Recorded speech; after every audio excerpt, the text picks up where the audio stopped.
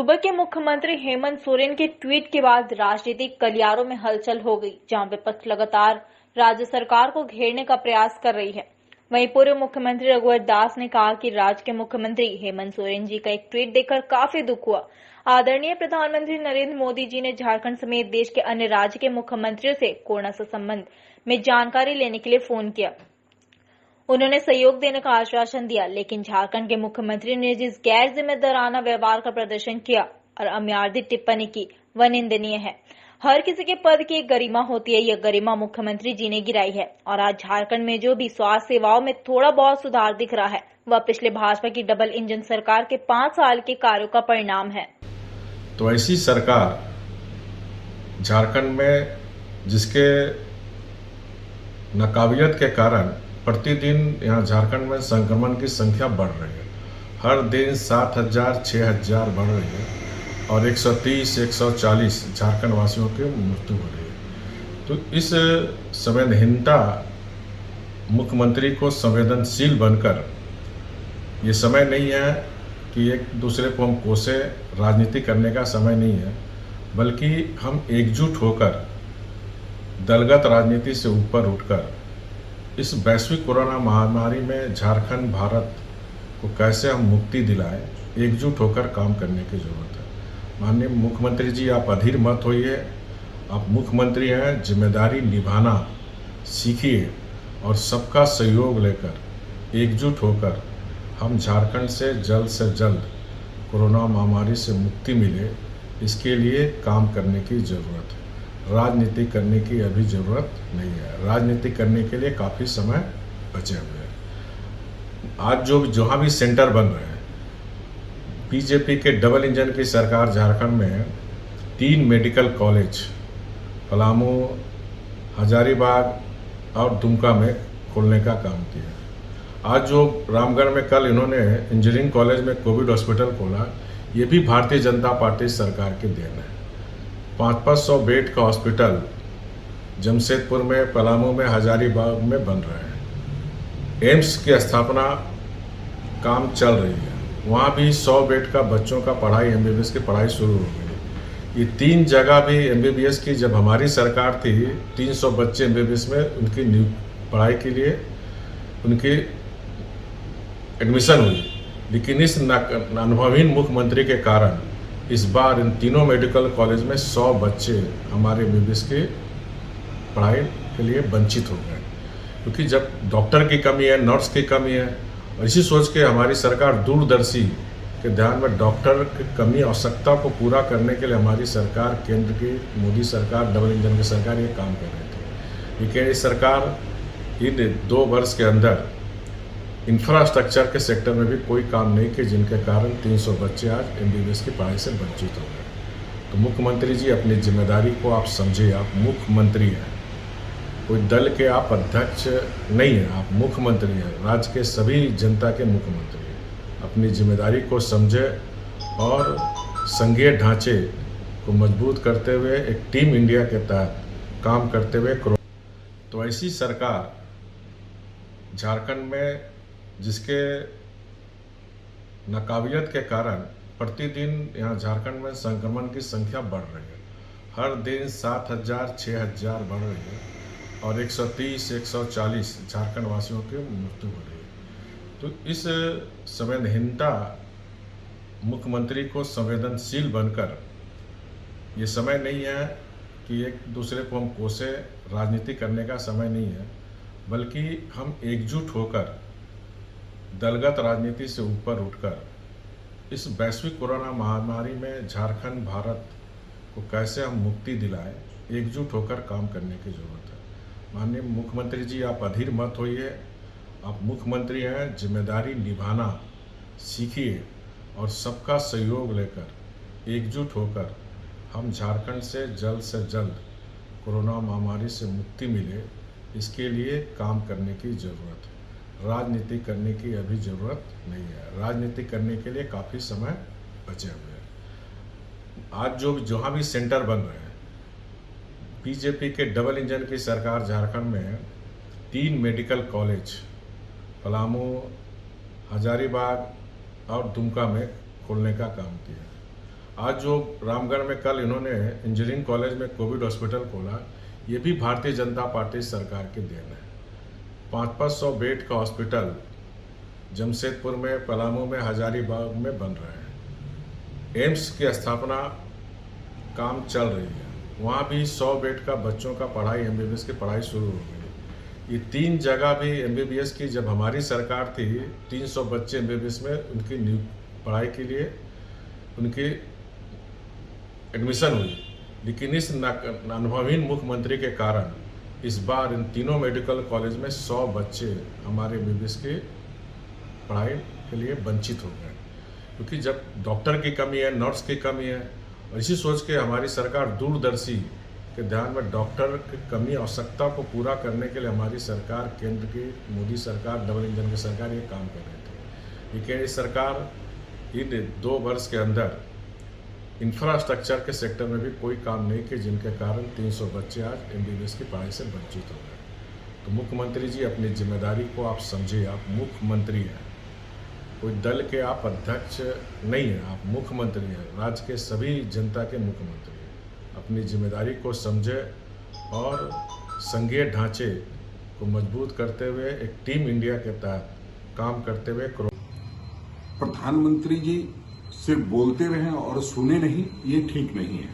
ठीक कहा है मुख्यमंत्री आदरणीय हेमंत सोरेन जी ने कि आप मन की बात करते रहे और आपने मुख्यमंत्री जी को सुनने का काम नहीं किया, ये तो ठीक नहीं है। संघीय ढांचे के लिए बहुत नुकसानदेह है। हम समझते हैं कि प्रधानमंत्री जी को मन की बात और मनमानी छोड़नी चाहिए। हम पिछले कई वर्षों से कहते आ रहे हैं कि आप मन की बात और मनमानी मत कीजिए, और इस मन की बात का कोई फायदा नहीं हुआ है देश को।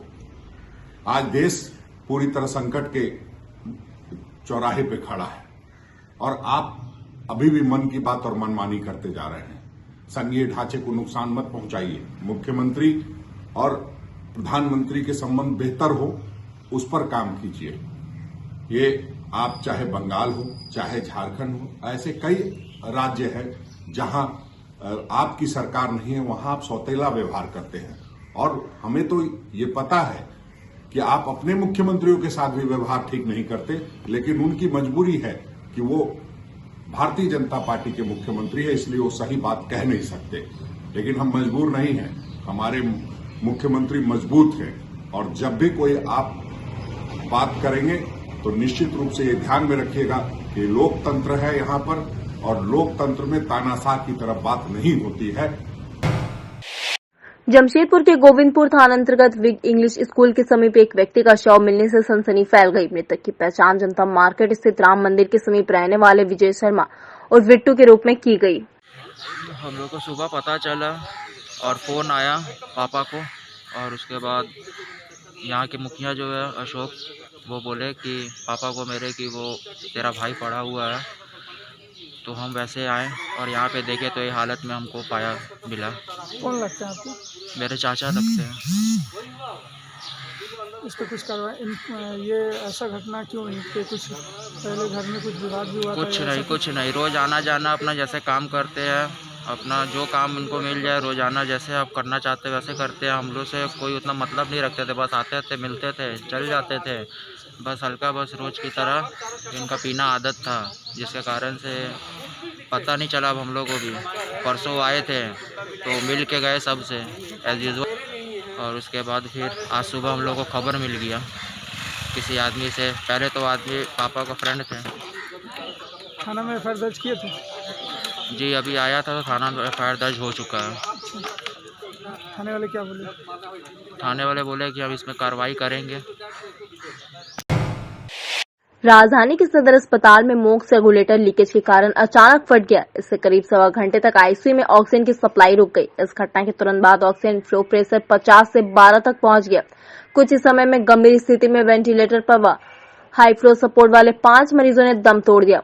वार्ड में जंबो सिलेंडर था जिसे कनेक्ट करने का भी प्रयास किया गया, लेकिन तब तक 5 मरीजों की यहां मौत हो गई। मरीजों के परिजनों और प्रत्यक्षदर्शियों की माने तो ऑक्सीजन के अभाव में मरीजों ने उनके सामने तड़प तड़प कर प्राण त्याग दिए। सूचना है उसमें एक मनी फोल्ड जो है उसका जो है पंचर होने की बात सामने आ रही है।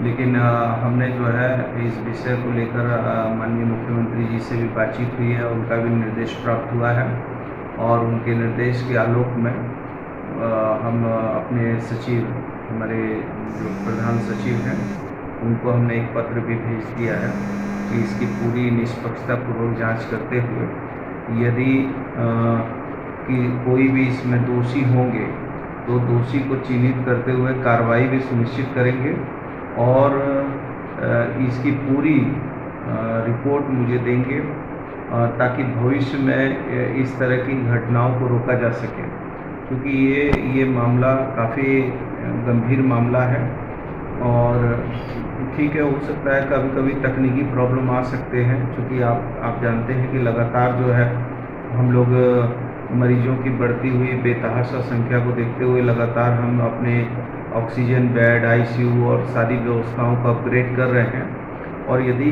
अपग्रेड करने के क्रम में यदि मान लीजिए कि ये कोई अचानक कोई ऐसी दुर्घटना के रूप में हुई है तो ये अलग बात है।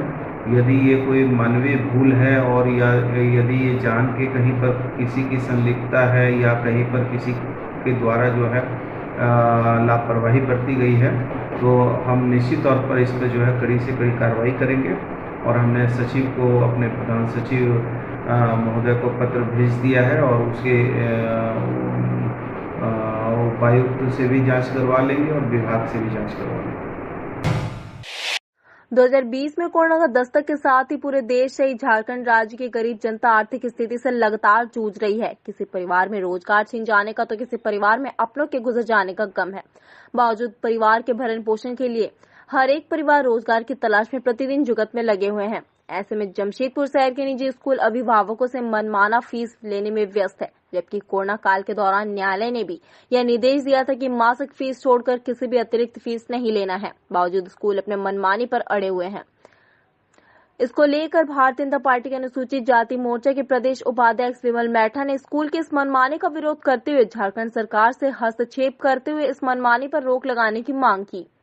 झारखंड सरकार माननीय मुख्यमंत्री हेमंत सोरेन जी को ये पत्र लिखे हैं कि जिस प्रकार ये कोविड-19 का महामारी प्रतिदिन तेजी से बढ़ रहा है, लोग प्रतिदिन अपनी जान गंवा रहे हैं, उसी प्रकार पूरे देश में एक आर्थिक स्थिति बहुत ही गंभीर हो गई है और ऐसा उत्पन्न हो रहा है कि लोग 2 वक्त की रोटी खाने में असमर्थ हो रहे हैं।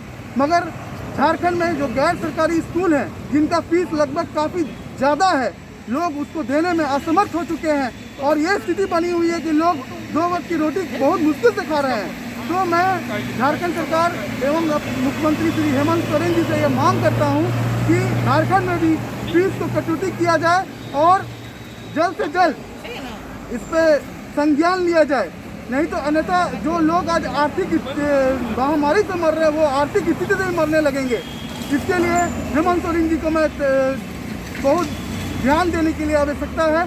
उनको मैं निवेदन करता हूं कि सर आप ध्यान दीजिए और यहाँ जिस प्रकार सुप्रीम कोर्ट के आदेश पे और भी राज्यों में फीस कटौती किया गया है, उस प्रकार झारखंड में भी फीस कटौती का आदेश दिया जाए।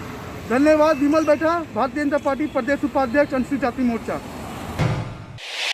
जमशेदपुर के एक सामाजिक कार्यकर्ता ने देश के प्रधानमंत्री को एक मांग पत्र भेजा है, जिसमें इन्होंने मांग की कि प्रत्येक देशवासी को आर्थिक मदद की जाए और देश भर में कोरोना को देखते हुए 45 दिनों का संपूर्ण लॉकडाउन लगाया जाए। एक माध्यम से प्रधानमंत्री के नाम मांग पत्र सौंपा है और मैंने मांग की है कि जो देश की आज कोविड-19 की वजह से लगातार लोगों की मौत हो रही है और हमारे केंद्र और राज्य सरकार की जो स्वास्थ्य संस्थाएं हैं वो भी कामयाबी हासिल नहीं कर पा रही है। इसलिए सेना के नेतृत्व में केंद्र और राज्य सरकार के साथ जितनी प्राइवेट संस्थाएं हैं स्वास्थ्य के, उसको कोविड-19 की जंग में लड़ी जाए और जब तक पूरे देश में वैक्सीनेशन का काम खत्म नहीं हो जाता है उसके लिए कम से कम 45 दिन का लॉकडाउन लगे। प्रत्येक भारतीय नागरिक परिवार को 2 महीने का राशन के साथ 10,000 रुपये दिया जाए और डोर टू डोर बूथ स्तर पे सेना और राज्य केंद्र सरकार मिल करके वैक्सीनेशन का काम खत्म करे। उसके बाद इस देश को कोविड-19 से जंग जीत पाएंगे हम, नहीं तो इसी तरह लोग मरते रहेंगे और हम बात करते रहेंगे। बहुत आसान है लॉकडाउन लगाना, लेकिन 80 करोड़ जनता को भारत सरकार 5 किलो चावल 2 किलो चना दाल दे रही है। इसी हिसाब से समझ जाइए कि इस देश की 80 करोड़ जनता अगर लॉकडाउन लगेगा तो उसका क्या हाल होगा। इसलिए आर्थिक मदद और राशन भी दे सरकार और 100% लॉकडाउन लगाए। सरायकेला खरसा जिले के कपाली ओपी क्षेत्र के कपाली बस्ती में चोरों ने बंद घर का ताला तोड़कर घर से जमीन का कागजात, नगद 5,000 रूपये एवं चांदी के आभूषण समेत करीब 20,000 रूपये की संपत्ति चोरी कर ली। घटना गुरुवार की देर रात की बताई जा रही है। गुरुवार को चंद्रशेखर दास अपने परिवार के साथ कमारगोड़ा स्थित अपना दूसरा घर गए हुए थे। शुक्रवार को वापस कपाली बस्ती पहुंचे तो देखा कि उसके घर का ताला टूटा हुआ है तथा घर में रखे अलमारी को तोड़कर अलमारी से जमीन का कागजात, नकदी एवं चांदी का आभूषण गायब है और घर में रखे सामान इधर उधर बिखरा पड़ा हुआ है। ग्रामीण क्षेत्रों में कोरोना मरीजों की संख्या को बढ़ते देख जमशेदपुर उपायुक्त सूरज कुमार ने दिए कड़े निर्देश, जिसके तहत कोरोना संक्रमित पाए जाने वाले घरों को सील कर पोस्टर चिपकाया जा रहा है। पूरा देश ऑक्सीजन के लिए जद्दोजहद में लगे हुए हैं, लेकिन जमशेदपुर इस समस्या से अब तक बचा हुआ है। इतना ही नहीं, जमशेदपुर से विभिन्न राज्यों को ऑक्सीजन की आपूर्ति भी की जा रही है, लेकिन जमशेदपुर में कुछ ऐसे गरीब भी हैं जो ऑक्सीजन सिलेंडर को लेने में असमर्थ है। ऐसे लोगों के लिए मारवाड़ी युवा मंच प्राणवायु बन के तैयार है। यह मंच जमशेदपुर के अलावा सरायकेला जिला में भी अपना सेवा प्रदान कर रहे हैं। मारवाड़ी युवा मंच जमशेदपुर शाखा द्वारा हम लोग सिलेंडर ऑक्सीजन सेवा दे रहे हैं। पहले दिन से, जिस दिन से लॉकडाउन शुरू हुआ था, उस दिन से हमने ये बैंक की शुरुआत की थी, जिसमें हमारे कोल्हान के डीआईजी साहब ने उसका लोकार्पण किया था 7 सिलेंडर से। आज स्थिति यह है कि हमारे पास करीब 40 से ऊपर सिलेंडर, 40 हमारा अपना सिलेंडर है युवा मंच का, और बाकी सिलेंडर हमें रेंट में चला रहे हैं। टोटल 70 सिलेंडर के आसपास का हम पूरे जमशेदपुर के पूरे सरायकेला को लोगों को ऑक्सीजन की सेवा हम इमरजेंसी में रात को 24 घंटे 7 दिन हम प्रोवाइड कर रहे हैं। आगे क्या सोच है अगर महामारी बढ़ा तो हम इसमें, और अभी इससे हमें ये सीख मिल रहा है किस तरह काम करना है, ताकि और हम अपने और इस वर्क को हम और ज़्यादा मजबूत कर रहे हैं और लोगों को अपने साथ जोड़ रहे हैं, ताकि जैसा सुनने को आ रहा है कि थर्ड वेव और ज़्यादा खतरनाक होगा, तो उसके लिए पहले से हम लोग तैयारी करके रख रहे हैं। जो लड़के सैनिटाइज़ करते हैं, सिलेंडर को लाते हैं, उनका भी ध्यान रखना पड़ता है, ट्रांसपोर्टेशन भी देखना पड़ता है, तो सब चीज़ को हम लोग पहले से ही मतलब मैनेज करके रेडी कर ले रहे हैं, ताकि तीसरी महामारी में हमें किसी प्रकार की कोई कठिनाइयाँ का सामना नहीं करना पड़े। क्या नाम हुआ? अमित खंडेलवाल, अध्यक्ष मारवाड़ी युवा मंच जमशेदपुर शाखा।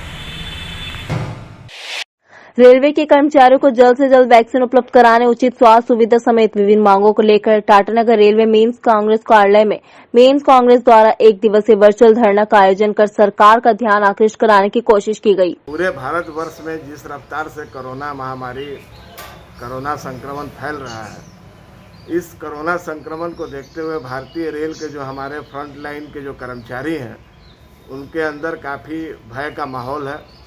क्योंकि रेलवे अभी पूरे भारतवर्ष में रेलवे ही एक ऐसी सरकारी एजेंसी है जो फुल फ्लेज में अपनी सेवाएं देश को दे रही है, चाहे वो आवश्यक खाद्यान्न की आपूर्ति हो, चाहे पैसेंजर को यहाँ से वहाँ लंबी दूरी की ट्रेनों का संचालन हो, या अभी अब हम नया कह सकते हैं कि जो ऑक्सीजन एक्सप्रेस जो जीवन रक्षक के रूप में चल रहा है पूरे भारतीय रेल में, इस ऑक्सीजन एक्सप्रेस का संचालन सुनिश्चित करने के लिए हमारे कर्मचारी रात दिन प्रयासरत है और अपने कर्तव्य को पूरी निष्ठा के साथ पालन कर रहे हैं। हमें दुख इस बात का है कि भारत सरकार ने जो गाइडलाइन इशू की है, स्वास्थ्य मंत्रालय ने जो गाइडलाइन इशू की है, इस गाइडलाइन के तहत सिर्फ एक ही हमारे आरपीएफ और स्वास्थ्य सेवाओं को ही फ्रंट लाइन के दर्जा मिला है। बाकी जो हमारे कर्मचारी हैं, वो कर्मचारी को फ्रंट लाइन का दर्जा नहीं मिलने के कारण आज वो वैक्सीन के लिए चिंतित है, परेशान है कि कहीं हम संक्रमित ना हो जाए, हमारा परिवार कहीं हमारे चलते संक्रमण का शिकार ना हो जाए। और इन सब भय के माहौल में वो अपने ड्यूटी, अपने कर्तव्यों का पालन भी ठीक से नहीं कर पा रहे हैं।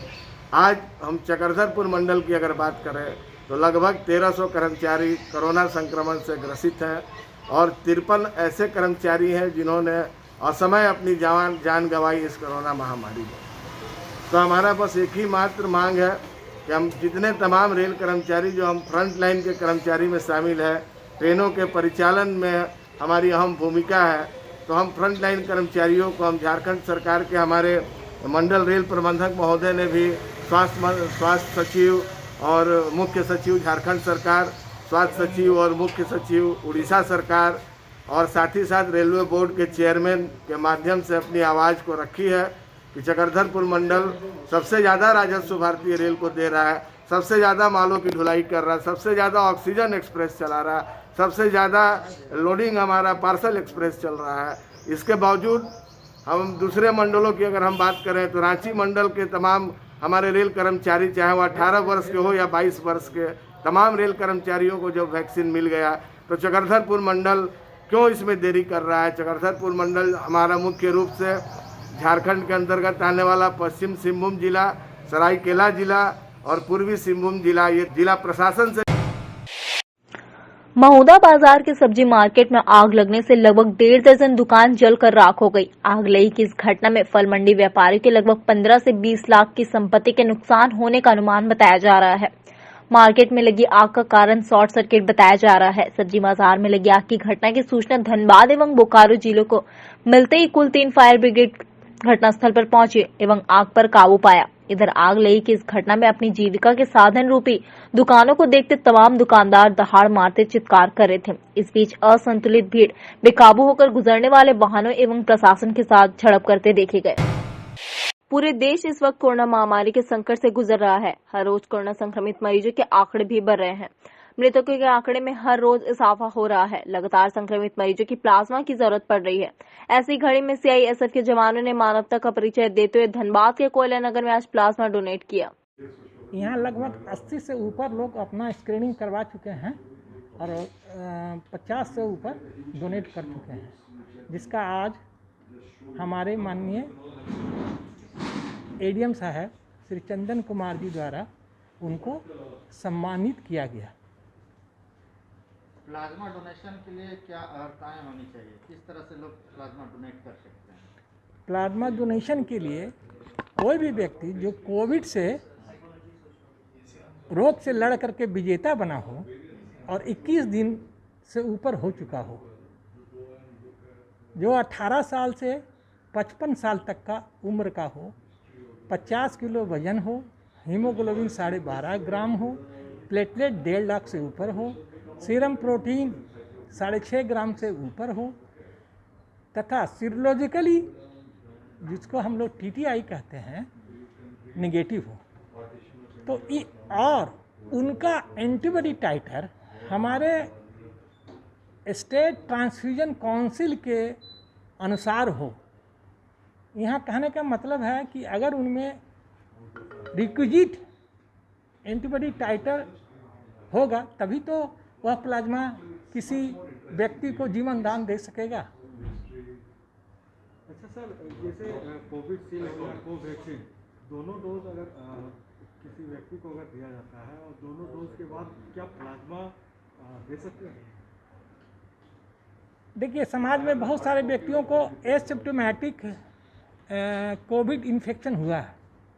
अगर वो व्यक्ति जो इच्छुक व्यक्ति है दोनों डोज ले चुका हो और अंतिम डोज माने यानी सेकेंड डोज का 28 दिन हो चुका हो तो उनका सारे अर्हता प्राप्त हो और उनका एंटीबॉडी टाइटर अगर हो, एंटी स्पाइक प्रोटीन हो, तो हम उनका एंटीबॉडी प्लाज्मा जो रिच है तभी हम उनका लेंगे। कांस्टेबल मंगनाराम 18/4/2021 को PMCHP हॉस्पिटल में जा कर के प्लाज्मा डोनेट किया। मुझे बहुत खुशी हुई। प्लाज्मा डोनेट करने से किसी 2 मनुष्य की जान बचती है, मुझे बड़े गर्व हुआ। मैं राजस्थान फ्रॉम जोधपुर का रहने वाला हूँ। मैं मेरे पिताजी और मेरे परिवार को बताया कि मैंने प्लाज्मा डोनेट किया ये क्वारंटाइन के पीरियड में। मेरे पिताजी 80 साल के हैं। उन्होंने बोला मुझे बहुत गर्व है कि आप जा कर के CISF के अंदर रहते हुए ब्लड डोनेशन या प्लाज्मा डोनेशन किया। बहुत ही अच्छी बात है। आगे भी मैं ये चाहता हूँ जब भी मैं 15 या 20 दिन के बाद में फिर प्लाज्मा डोनेट करूँगा। प्लाज्मा डोनेट करने से बहुत ही अच्छा, हमारा शरीर में कोई चीज़ का मतलब कोई थकान या ऐसा कुछ नहीं हुआ। हमारे DIG सर के दिशा निर्देश से हम लोगों ने ये मुहिम चलाई और हम बढ़ चढ़ करके भाग ले रहे हैं। हमारे 800 बल सदस्य इलेक्शन में गए हुए थे, वो आ चुके हैं। उनको भी हमने बीच बीच में अवगत कराया उन्होंने सब मैक्सिमम आदमी प्लाज्मा डोनेट, ब्लड डोनेट बढ़ चढ़ कर के हिस्सा लेंगे और तत्काल प्रभाव हो सकता है 10 या 15 दिन के अंदर। सभी बल सदस्य एक से बढ़कर अभी PMCHP में 4 बल सदस्यों का प्लाज्मा डोनेट एक दिन में होता है, जो कि हमारे बल सदस्य हमारे कंट्रोल रूम में आकर के बोलते हैं सर हम भी प्लाज्मा डोनेट करेंगे, हम भी करेंगे। अभी 4 की व्यवस्था है तो 4-4 करके हम लोग लगातार जारी रहेंगे। जब तक ये कोविड ख़त्म नहीं होगा हम पीछा नहीं छोड़ेंगे। एक से बढ़कर प्लाज्मा देने के लिए हमारे जवान खुश है, आगे भी खुश रहेंगे। डॉक्टर अजय कुमार से मिला तो ब्लड डोनेशन की हमने प्रक्रिया शुरू करी। 9 और 10 मार्च को करीब 150 यूनिट डोनेट किया, पर अप्रैल का जब सेकेंड वेव तेज़ी से आया तो रियलाइज़ हुआ कि प्लाज्मा की शॉर्टेज है और प्लाज्मा के लिए कोविड रिकवर्ड एक नेसेसरी प्री कंडीशन है। पर मैंने सजेस्ट किया कि इंस्टेड ऑफ सिर्फ कोविड रिकवर्ड हम एंटीबॉडी चेक कराएं और हमारे क्योंकि डबल डोज वैक्सीनेशन करीब 2800 बल सदस्यों का पूरा हो चुका है तो मुझे उम्मीद थी कि उनके अंदर सफिशिएंट एंटीबॉडी पैदा हो चुकी होगी। उस एंटीबॉडीज़ का जब टेस्ट कराया तो लगभग 103 में हमें 85 लोगों की एंटीबॉडीज़ पर्याप्त मात्रा में मिली। हमने प्लाज्मा डोनेशन 19 अप्रैल को शुरू कराया और आज तक 40 यूनिट प्लाज्मा डोनेट हुआ है और 1 यूनिट 2 बंदों के पास 2 नीडी पेशेंट्स को मिलने में और उनकी खुद की एंटीबॉडी को डेवलप कराने में काफ़ी मददगार साबित हो रही है। मेरी उम्मीद है कि बाकी इंडिया के बाकी हिस्सों और कोनों में भी ये वाला जो एक्सपेरिमेंट है, जिसको हम कह सकते हैं कि सिर्फ कोविड रिकवर्ड पे ना फोकस करके एंटीबॉडी काउंट लिया जाए जिनके डबल डोज वैक्सीनेशन हो चुका है, ऐसे पर्याप्त बल सदस्य हैं, आर्मी के हैं, पैरामिलिट्री के हैं, नेवी है, एयरफोर्स हैं और भी जो बाकी सदस्य जिनको सिविल में हैं, फ्रंट लाइन हेल्थ वर्कर्स हैं, उन सब की एंटीबॉडीज़ में हमें काफ़ी डोनर्स मिल पाएंगे। तो बहुत रिक्वेस्ट आती हैं मेरे को बाकी कंट्रीज़ के एरियाज से भी कि प्लाज्मा डोनर दिल्ली में, हैदराबाद में, तो उन सब हॉस्पिटल्स का मेरा ये दरख्वास्त है कि एक बार एंटीबॉडी चेक करा के यदि पर्याप्त मात्रा में मिले तो उसे पेशेंट्स को दिया जाए और काफ़ी सहयोग हमें मिल पा रहा है काफ़ी यहाँ के ब्लड बैंक से, उसके कारण ये पॉसिबल हो पाया। और काफ़ी लोगों को, जैसे ADM साहब ने हमें बताया आज मीटिंग में भी और प्रेजेंटेशन में, जो हमने सारे प्लाज्मा डोनर्स के लिए रखा था, उन सब ने उन्होंने भी कहा कि काफ़ी पेशेंट्स का इससे बेनिफिट हुआ है। सो मेरा सभी से आग्रह है कि आगे बढ़ चढ़ के इसमें हिस्सा लें।